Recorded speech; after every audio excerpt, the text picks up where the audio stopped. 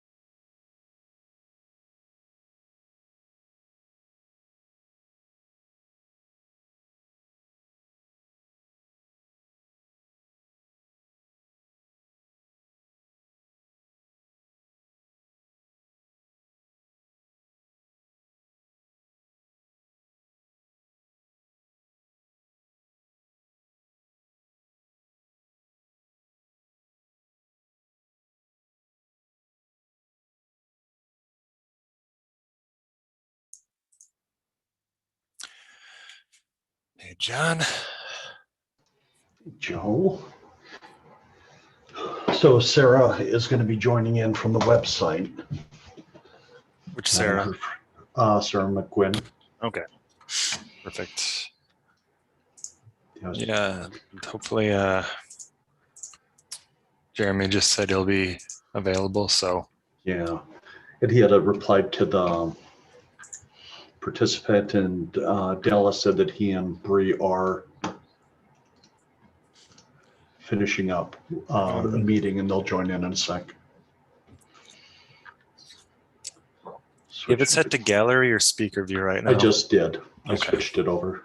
It'll take 30 seconds. Yeah. I was going to say, because I have it all on gallery view on my Zoom, but yeah, I was going speaker on the thing. There we go. There it goes. So I figured if we need to, we can have a couple other folks jump in if Bree and Dallas are running a little bit behind. Sure.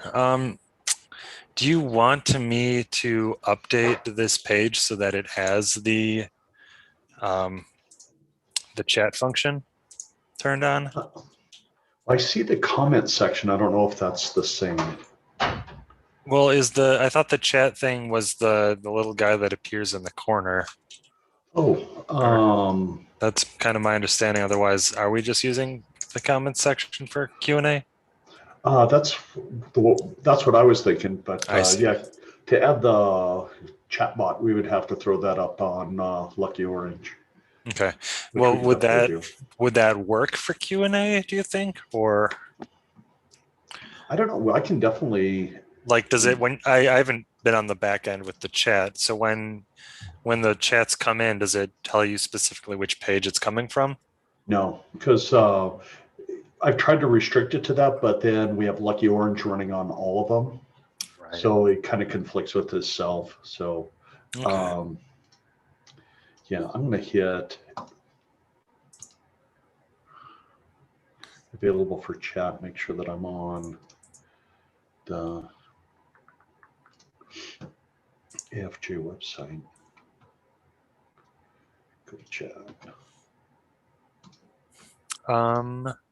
Additionally, all right, so chat, never mind, chat is disconnected. I just went to the YouTube page as well, and we could conceivably try and use that chat for it, but I feel like we want to keep people on the page. Yeah, because I know that we had tested out, Luke and I tested out that one kind of chat commenting section. Looks like Jeremy's talking in the chat or in the Q&A. Throw him up here. Most panelist.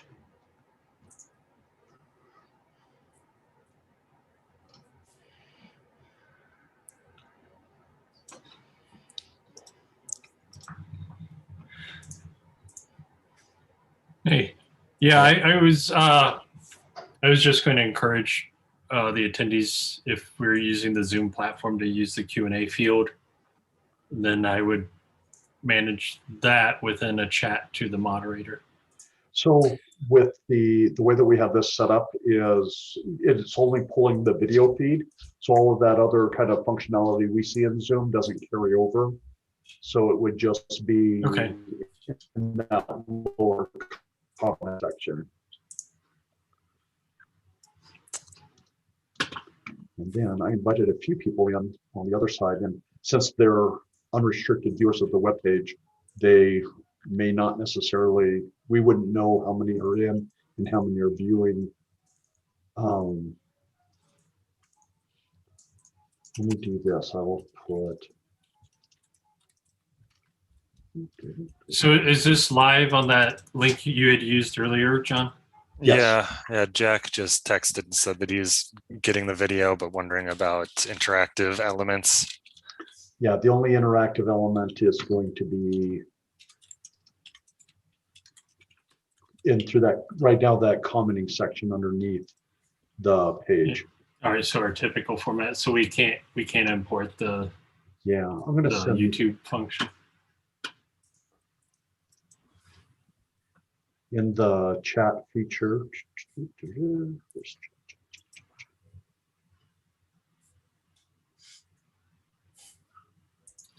I mean, that wouldn't necessarily be a horrible thing, I suppose, to use the, if we didn't have a different solution, like say YouTube embedding that there as well. I mean, I could just continually refresh the page. Yeah, I went ahead and sent you the link in case you didn't have it, Jeremy. It's in the chat. And that shows you, and there's that 30-second delay. So once you see, right now, if I'm over there, I can see the three of us in that window.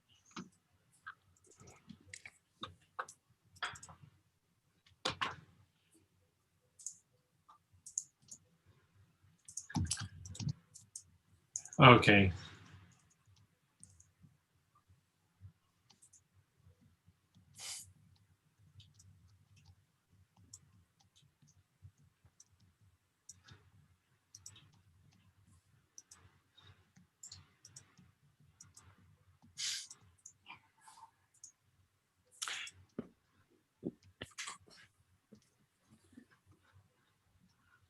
I just sent an email to everybody asking them to go ahead and just let us know, comment it in the chat below, the post the comment. So let's put,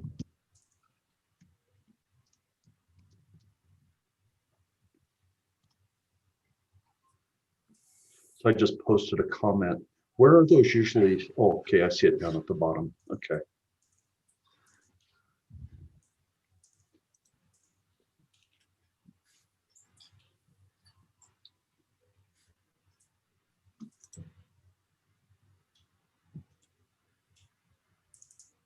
Oh, so we'd have to go in and approve the comments. So Yeah, and we have that one chat feature that I sent you that test link to that we could probably put in there.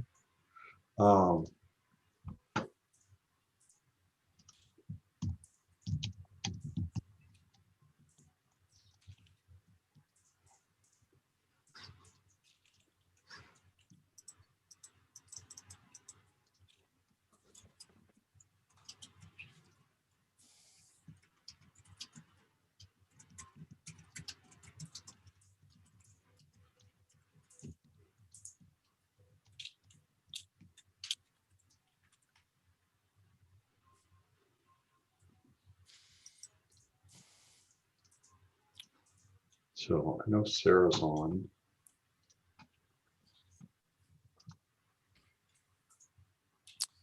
Actually, since the page is unpublished, I don't know if comments are going to work just yet. Okay.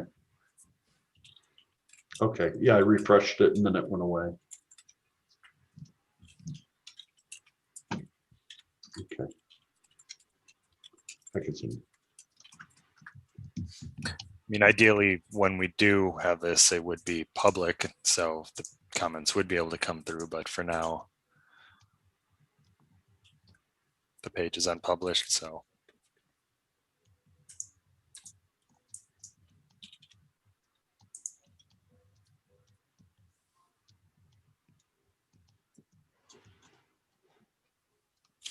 I'm just going to have people reply back to this email just so we know who's on. I know Sarah is. So. All right, I guess I can publish the video. I mean, it's not linking anywhere, so I don't think there's any harm. Okay. So you're using, okay, so you're using Zoom and then broadcasting it on YouTube. Yes. Yeah, the Zoom link is feeding through YouTube Live, and then YouTube Live is embedded into the website, Okay. which is what's causing that delay.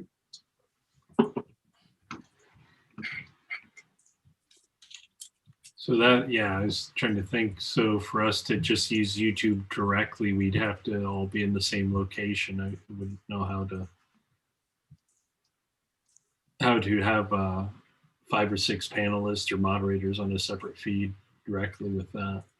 Yeah, so that feed will be live to Zoom, and then the Zoom feed will be then pushed into. So the good thing is there's not a delay from panelist to panelist. It'll just be a delay from what the attendees are seeing.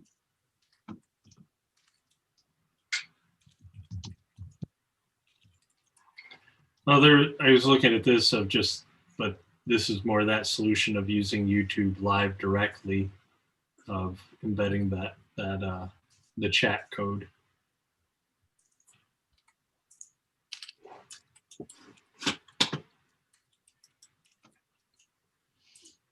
Yeah, the only thing that I was able to see with using YouTube Live is not being able to do the gallery view. But again, is cool. So both Jeffs are in. Jack is in as well. Okay.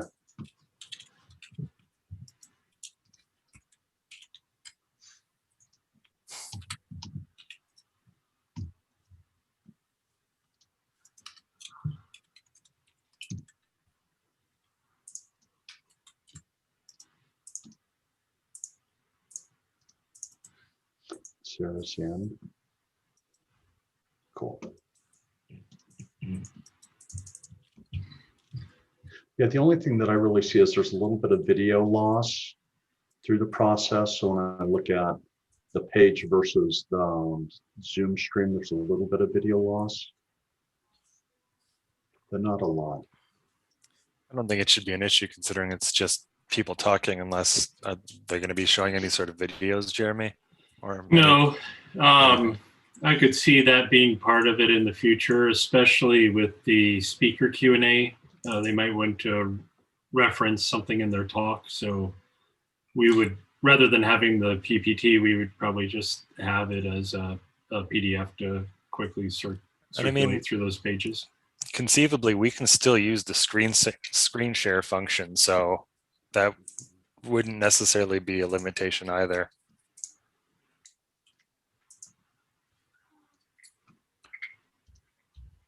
So Jack says he posted a comment. I don't know if those need to be approved before they appear or what, but. So with the stream on YouTube, we could have that as unlisted on YouTube. Okay. That's what it is now. All right.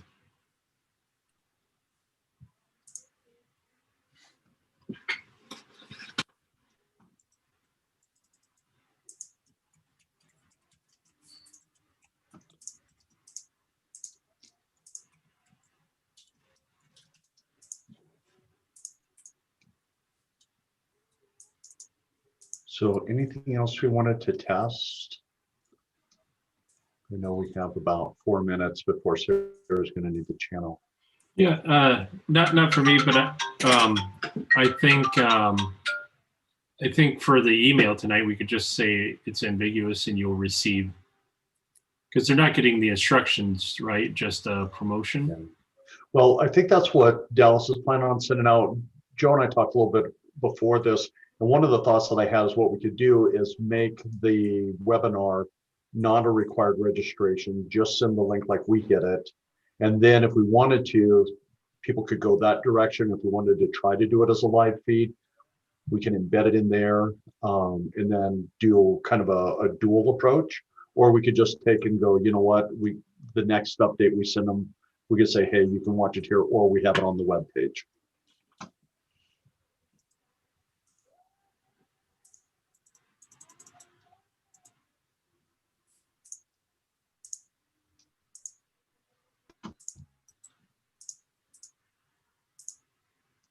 Are you guys there?